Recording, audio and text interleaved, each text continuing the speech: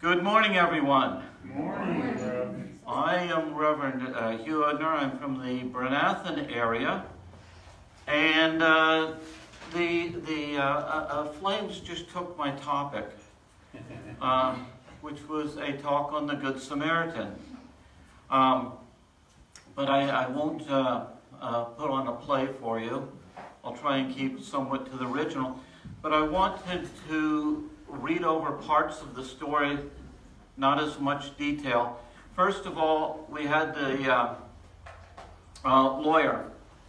The lawyer is the legal expert, and he was questioning Jesus first about how to inherit or have everlasting life.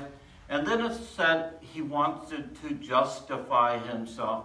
Normally we don't want to justify ourselves unless we realize we're not quite doing something right. So, and he was doing this, who is my neighbor? And then we know that the Lord told the story of what we call the Good Samaritan. I want to point out a couple of things. First of all, the fellow who was walking down from Jerusalem to Jericho. That's a downhill journey. And in the Bible, in the Word, directions matter. They indicate something going on spiritually, so that this person who was headed from Jerusalem at the top, which was several thousand feet in elevation, was going downhill. In fact, Jericho is below sea level. So think of this spiritually. This is a person who started out pretty good and was headed in his life downhill. Then it says he, in most translations, he fell in among thieves. I interpret that as he began to associate with them. And this is not unusual. People start on a downward path and they start associating with, shall we say, people who aren't the healthiest for you to be with. And then it says, he fell in among the thieves. They apparently realized that he had some things that they wanted, so they robbed him. They took away his money, and they took away his clothes. Spiritually understood, they took away the robbers his good, and they took away his truths. Not that he may have had a lot of them, but they were robbing him of his spiritual qualities, his goods and truth. And they left him half dead. He was spiritually half dead. And then we know the next part of the story. Along come the religious officials, and first we had the priest, and we priests sometimes, we can't help everybody, so we just walk on by, and that's what the priest did. And then comes the Levite.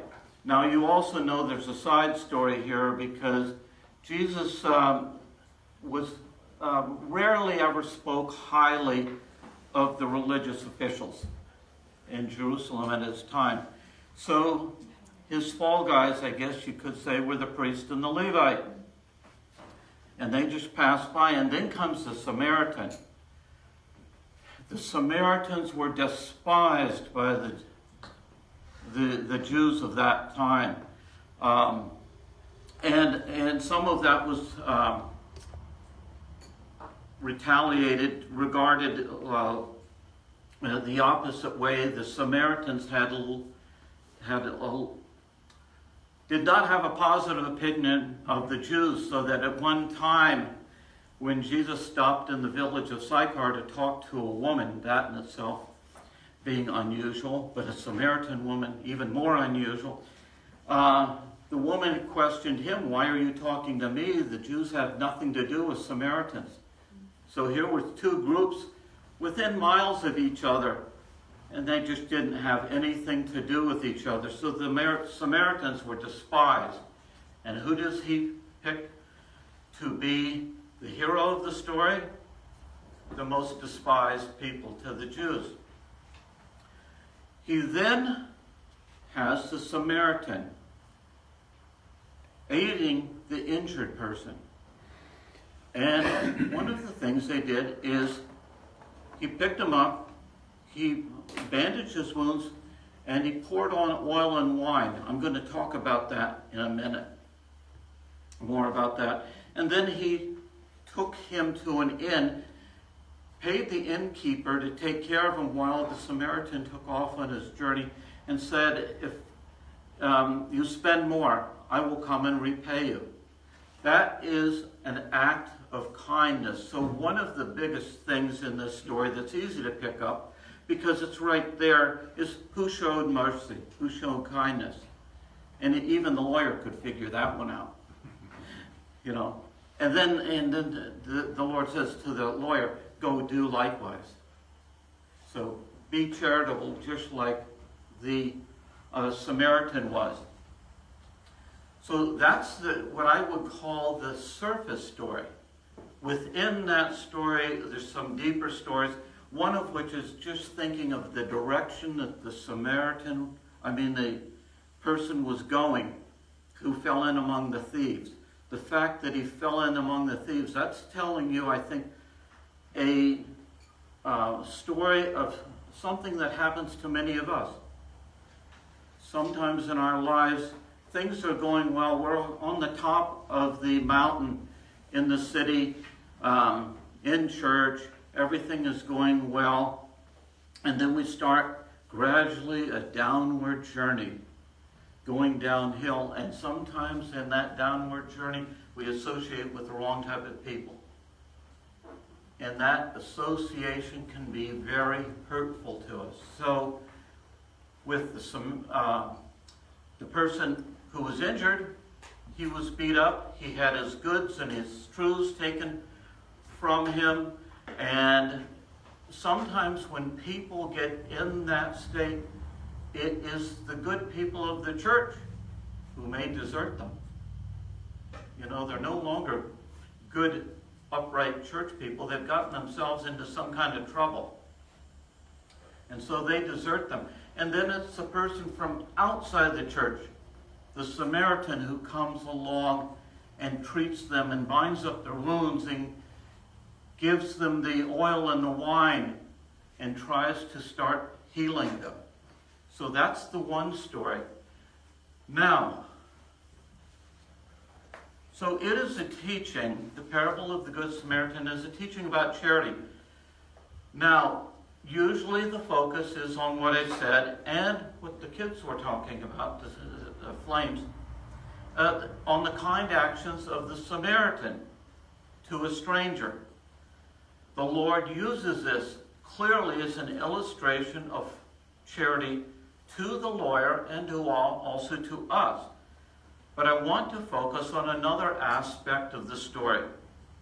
In the parable of the Good Samaritan, notice that the Samaritan poured on oil and wine on the wounds of the man who had been beat up and badly injured by the robbers. We don't normally think of oil and wine as something you would put on an injury. And yes, they do have some medicinal properties, the alcohol in, for example, wine. But we normally don't think of, oh, you're hurt. Let me go run to the kitchen, get some oil and somewhere. Who's got some wine around here? We pour it on. We normally don't think of that. But the reason oil and wine are mentioned has to do with a spiritual reason. Oil corresponds to good, and wine corresponds to truth. And what did the injured man lack? What was taken from him? His money, his good, and his garments, his truth. The Samaritan was supplying those back to a person who was spiritually injured, who really needed some good and some truth. So, we have the oil and the wine, the good and the truth, and they represent good and truth working together. Remember the Samaritan poured them on together. Good and truth working together make genuine charity. Genuine charity, good and truth, working together, has power. It really is able to help people, just as it helped the man wounded by the thieves. Genuine charity, good and truth working together, has the power to heal, not only to heal others, but also to heal ourselves. There are times in our lives when we need to pour on oil and wine for ourselves. I can't resist but saying, but don't overdo it with the wine. The parable of the Good Samaritan is a parable about us. We may be that injured person who needs to be healed by the pouring on of oil and wine. That is, by the application of good and truth. This is necessary for all of us because we are not born into good and truth. We must first be educated, taught truths in order that we may know what is good and also what is bad, as well as the difference between them. We learn truths first so that we may learn to do what is good. But learning truths is not an end in itself. The purpose for learning truths is that those truths may be lived, and thus we may do what is useful and charitable. Perhaps many of us have run into scholarly people who are great at learning truths. They can store them up, they can spout them out, but they don't do anything with them, except maybe try and impress others. That's not the purpose for which we learn truths. The purpose for which we learn what is truth is to be useful to others, to apply it to others and to ourselves. So, I'm reading in the little book called Charity, number 93, and I mentioned this the other day. It's a little book about that thick.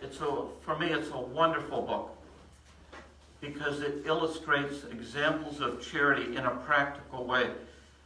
So, I'm reading from Charity number 93. At this day, for a person to be a person, they ought to be charity-informed.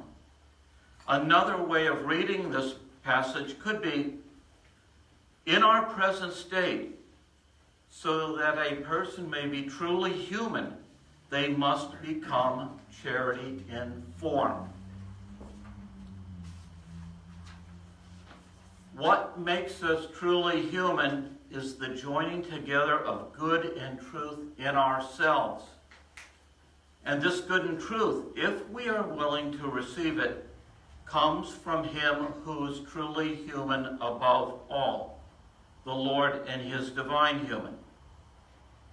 I go on referring to the little book on charity, this time number 96, which explains that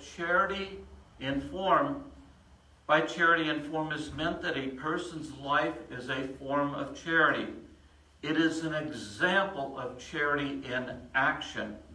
A person whose life exemplifies charity in action is a person who lives and puts into practice the truths of the Word. Such a person does not merely quote passages, they live them. Occasionally, we may meet such people. We first learn truths. All truths look to good or charity as their end or goal. Truth teaches good and leads to good so that they may be joined together. In fact, what happens is that inwardly we may want to do something. My favorite example is usually working on cars, because that's where, a long time ago when I had a Volkswagen Beetle and it broke down, I had to start learning how to repair it myself. Now, I didn't have to, but I wanted to. It was a lot cheaper. And so you get a book on, what was it called? Volkswagen Repair for the Complete Idiot. That's actually the name of it. And it's a great book, by the way. It's easier still to find copies of that book than it is to find good old Volkswagen Beetles that you can apply it to. And so I started learning, but the purpose of the learning from the book was to repair the Volkswagen Beetle. And you can see there's the truth. Its application resulted, hopefully, in good, getting the car repaired. This goes along with some of my other theories.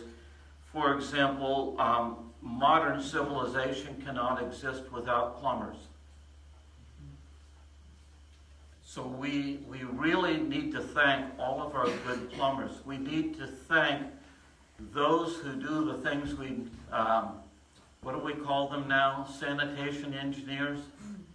But it used to be garbage men. We can't exist without them. So all of these things we need. We all work together on these, and they all require a certain degree of truth. So, we first learn truths. All truths look to good or charity as their inner goal. Truth teaches good and leads to good, that they may be joined together. This is the ideal. It's our ideal. But something gets in the way. It's our self-love, or what is called proprium, which always looks to ourselves as being number one. It tries constantly to separate and keep separate good and truth. I mean, if you're learning truth and it's calling upon you to do something good, just like the Lord's teaching the lawyer trying to teach a parable to the lawyer gets the point, but what does the Lord have to say? Go and do likewise. We can learn truths, even that parable, and to us say, go and do likewise. But there's a part of us that quite often says, I don't want to do that. The Flames play illustrated that. You notice who they picked as the hero and who they picked as the victim. Sometimes we don't want to get involved in those sorts of things. So it's our self that gets in the way. I'll go further.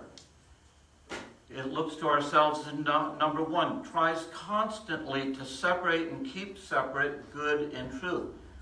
Definitely, if you know the truth of something and it teaches you that there's something you need to be doing, applying, there's a part of us that says, no, let's explain that a different way. I really don't want to do that. So, our love of self is under the influence of the hells. And the hells like nothing better than to keep the truths that we may know separated from good. This is believing, because we may believe the truth, but it is not doing. It is talking the talk, but not walking the walk. When we think and dwell on the truths of the new church and on its teachings, but give little thought to putting those truths to work in our lives, and even less time to applying those truths to our lives, then we are living a life of faith separated from charity, or we are living a life of charity, charity separated from what our faith teaches. This is a life of faith alone. It is relatively easy to come to some understanding of the truths and teachings of the new church. To have those truths and teachings in our memories. But it requires some reflection and mental effort to see how those truths have application to our lives. And then even more to actually apply them. We first need to reflect on the truths we know. But once we see how such truths apply to our lives, Then comes the need for actual application. By nature, most of us are opposed to changes in our lifestyles.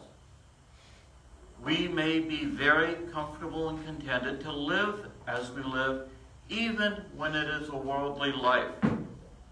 We may be content to know the truths of the church, but not care so much to see the application of those truths. And we may even resist seeing any application. Sometimes with those of us in the new church, I've noticed we have this great tendency to keep everything we talk about with truth on a very theoretical level and have a sort of a resistance. A story is coming to mind here about seeing a practical application. A number of years ago, in the branch of the church I belong to, we had a lot of debate and discussion about fairly arcane truths. And we had one curmudgeon lay member of the congregation who would challenge some of these more intellectual types and says, so what's the application? What was humorous is those intellectual types would immediately go right back into the intellectual discussion. It was like they didn't hear what he was calling for. I think he eventually concluded that they weren't interested in application. They were interested in discussing the intellectual parts. And we can get into that.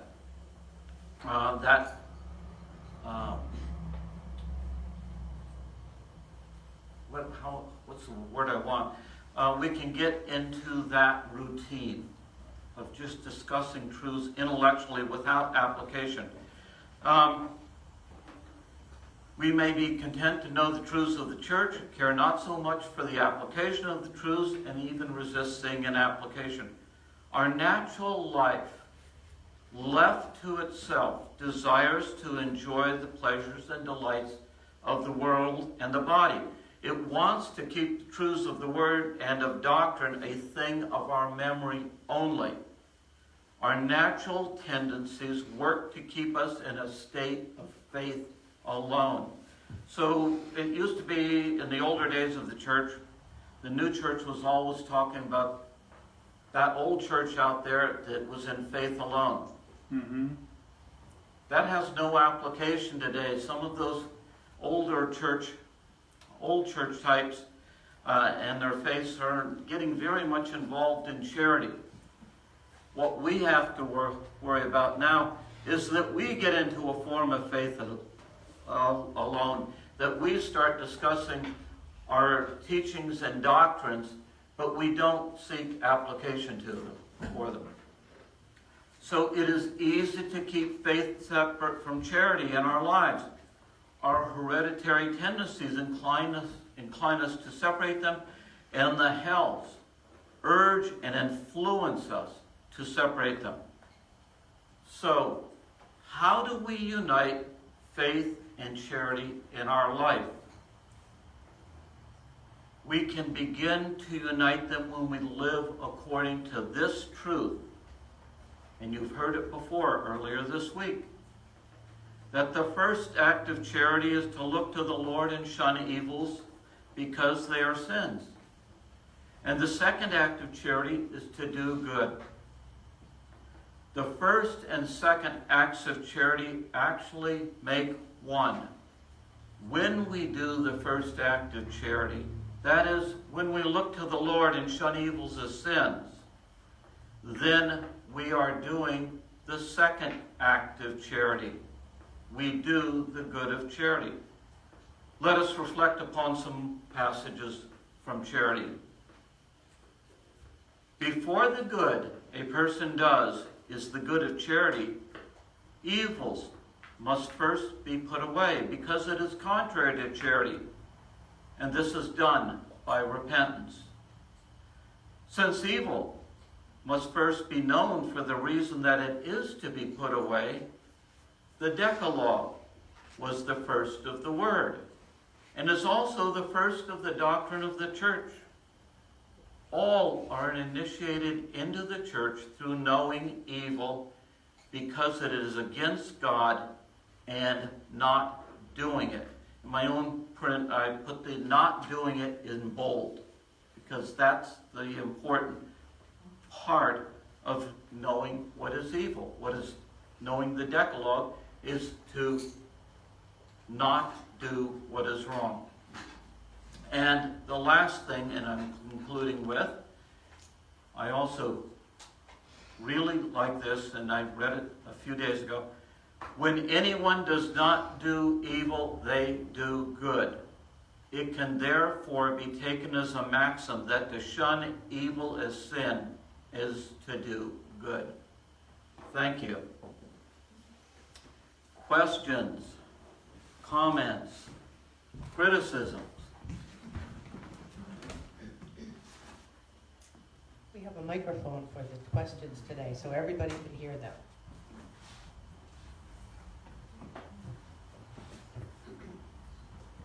I had never thought before about the state of the Samaritan, the state of the man who was going from Jerusalem to Jericho as falling among thieves.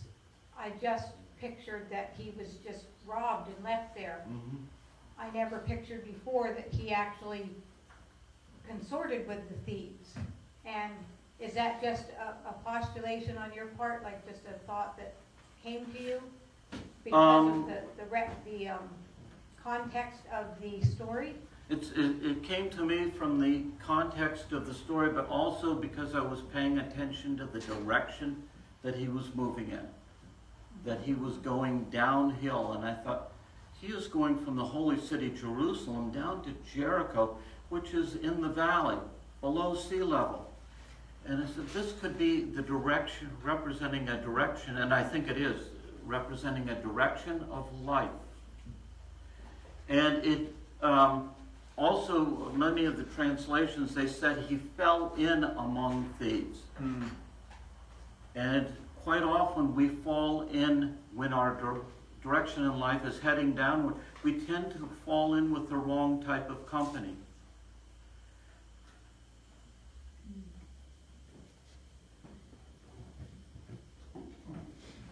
Hi, Dave Keating.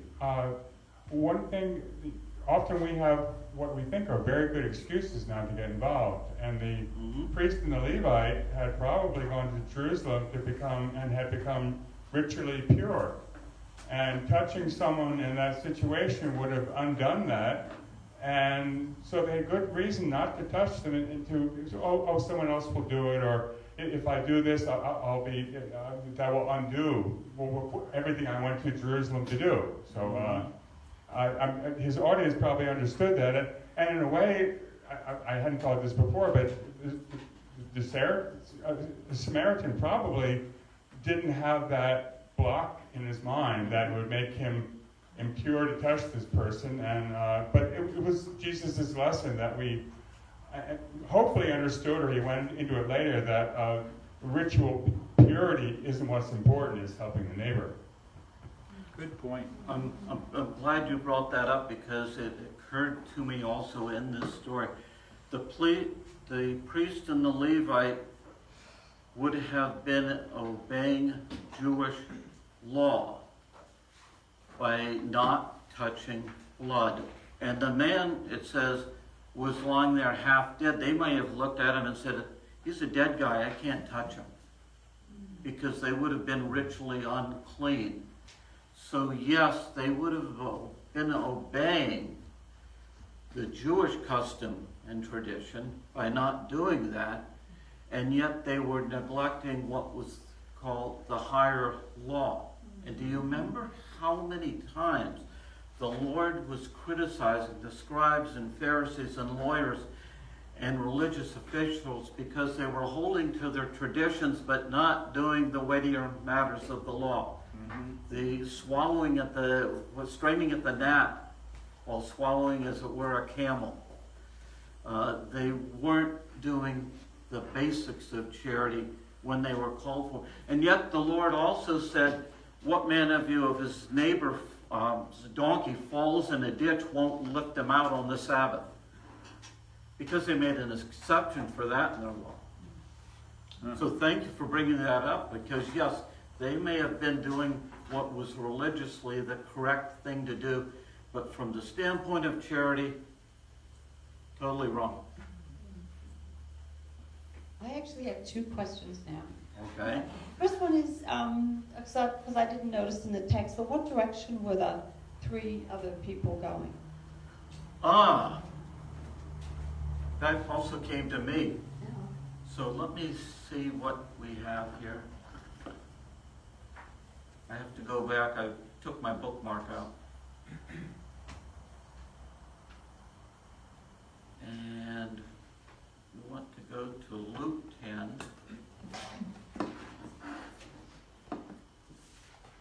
By the way, I'm going to say that it just says they passed by, I think that's what it says, but in case but there's... I'm going to. Okay, let's see.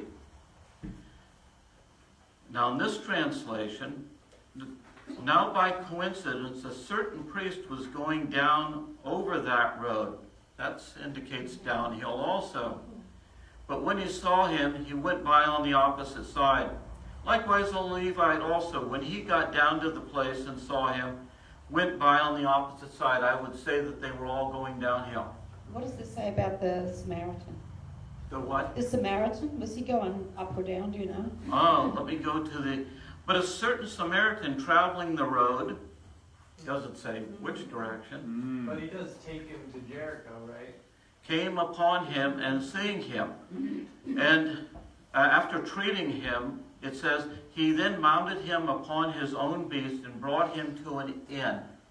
Doesn't say where the inn was. So the inn could have been back toward Jerusalem, uphill. Or it could have been further downhill.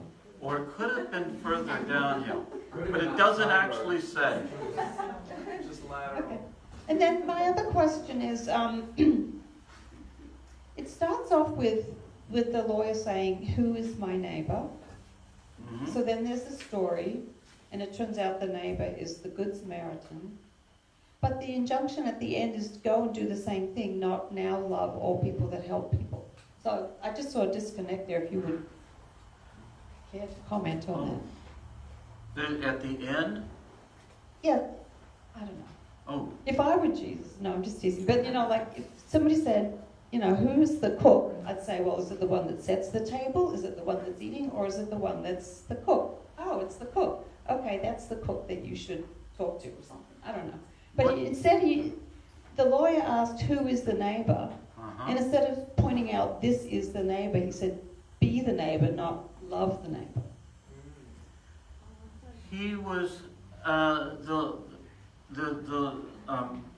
he was asking and trying to justify because the neighborhood knew the Levitical law to treat your neighbor as yourself. And then he says, who is my neighbor? Yeah. That's the lawyer. And then the Lord tells the parable.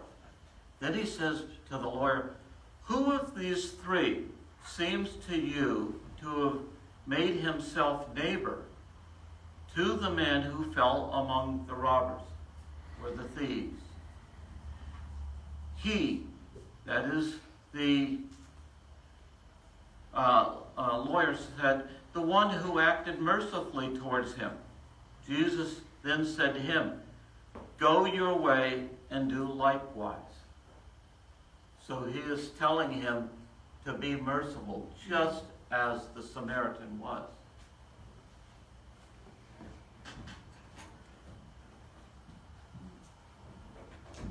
So he's sort of saying that you should seek to be the neighbor of people rather than worrying about who your neighbor is. Here, it would appear to do that. Some want to call this a random act of kindness, because he saw an opportunity to be merciful. And the Samaritan, as Dave was saying, he wasn't bound up by the Jewish ritual law to not touch blood or to touch a dead man. He just saw an opportunity there of a person who needed help.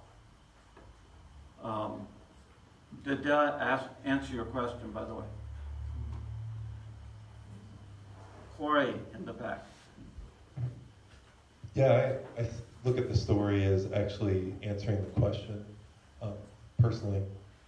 Because at the end, I think Jesus asks which one was the neighbor, which by definition is indicating, well, not all of them were the neighbor. And it's the one who was merciful and doing good. And if you think of it from like a Swedenborgian lens, it's not about, oh, is this person a neighbor or not in a certain light. It's about the goodness in each person is the neighbor. The goodness in us, in a sense, is the neighbor. It's from God, and it's the neighbor. And so I think that's kind of interesting when you relate it to that commandment, or the greatest two commandments: love the Lord your God with all your heart, and love your neighbor as yourself. And then, if you think about it, there's three individuals in a sense there: God, neighbor, you. And often we think of, okay, God with everything, and the neighbor as self. But this story kind of uplifts the idea that the neighbor is goodness. And that's from God, right? So you're loving the God in other people. When you love the neighbor, you're loving the goodness in other people. And if you love the goodness in you, knowing that it's not from yourself, then you're also loving God, and you're also loving the neighbor. And so I think like it kind of like sheds light, like, oh, that commandment, those commandments sort of the same thing. Like love God in all things and try to uplift it.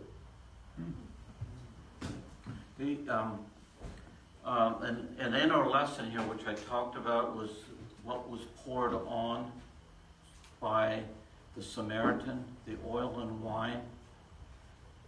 There it's talking about the inner spiritual needs of others. That everyone needs some form or degree of truth, and everyone needs some form or degree of good. All of us need those things, but it may vary according with our state of life and according to our spiritual needs. Wisdom is being able to know and realize what each person needs, and then be able, as best we are able, to supply it.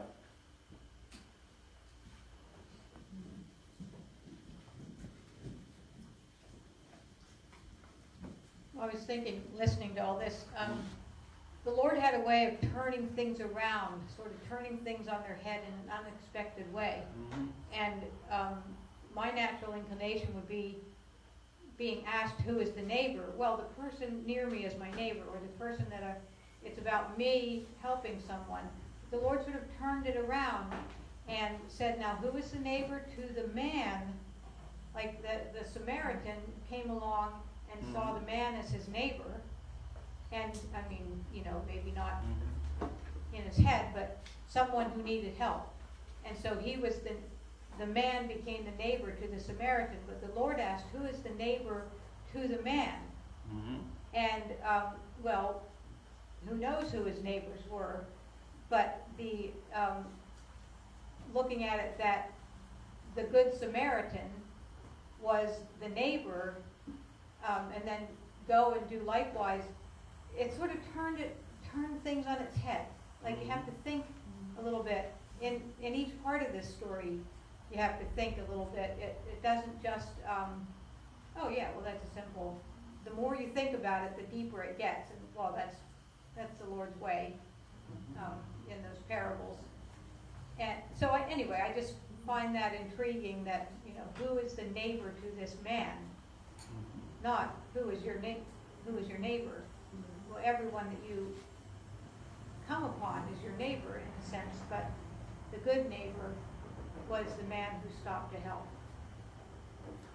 That's a good observation, because the literal sense of the story, and this is trying to teach the lawyer and the reader on the most basic level, who is the neighbor to him who is injured? So we put ourselves in the story. We quickly, I think, come to the point of view that we should be doing good. We should be a neighbor to others. But you're also right. The injured person was also the neighbor. And he was the opportunity for the Samaritan to exercise charity. And that is because the neighbor is not necessarily a person, it's the good within another that is to be served. So the Samaritan had something he could give away. The injured person had something he needed to receive. They're both work together. Thank you, Hugh, Guard Perry. So I just have another kind of an overview to recognize about that time, and you were very helpful to realize the geography of the land. That Jerusalem is 3,000 feet above sea level, and Jericho is below sea level, so the geography is quite radical. The overview, I believe, is that the practices of the priests and the rules of the Pharisees, of whom the lawyer may have been a member, were in the context of a severe time of occupation and obligation and rule by what almost an enemy, but Rome. And the context was that I believe there are some who believe that the priesthood became so attached to ritual as an answer to the question, what can we do to please God so that God will save us? The context was freedom for the Jews. And they were occupied by two forces, now that I think of it. Herod was really a very cruel and corrupt Jew, king, but he was tolerated but not liked. So devout Jews wanted to be saved from Herod, and they wanted to be saved from Roman occupation, which was cruel and violent. And so they came up with this idea, well, we'll be ritual washing and attention to purity as an attempt to please God so God would save them. So with that in mind, Jesus was coming along and saying, well, actually, that's probably not going to work. And his message was, love one another. And he chose this parable to illustrate that's where the power of God lies. That is the whole of the teaching, of all the law and the prophets. Those are the higher things. God will save us if we practice that. That's all I have to say. There's one thing that occurred to me also in reading the New Testament. Have you observed how often the Lord, that Jesus never directly answered the question asked him? It would usually be by a parable, or sometimes one of the famous ones is he's asked a question and he kneels down and starts writing in the dirt, completely ignoring the question. Many times he gives an answer that doesn't seem to answer the question directly. It's a method I wonder if we should practice also. So ask me a question, I'll tell you a parable. Yes, Colgate. You know, questions are usually symptoms of something much deeper, right? Can be. Mm-hmm.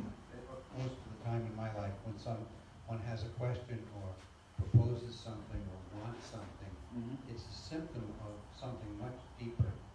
That if you answer that deep question, there's something really rewarding that comes out of it. Mhm. And the Lord was answering a lot of deeper questions. Even in this parable, everything the Lord said had a deeper meaning to it. And that's why I was paying attention to such things as, what's the direction that the man who fell in among robbers was going in? And when I put it in that thing that he was headed downhill, he might have been headed downhill spiritually, then I can relate to that. He wasn't just a mere victim of robbers, he fell in with them. Yeah, as a designer, a lot of times I have to rephrase the question. I have to re-ask the question. So the Lord is re-asking the question, giving the answer. Mm-hmm. Yeah. Do we have any other comments? Any criticisms? Any good jokes? Any bad jokes? Oh, I got a bunch of those. Oh, okay. So I want to thank you all, and I think this is a good time for a break.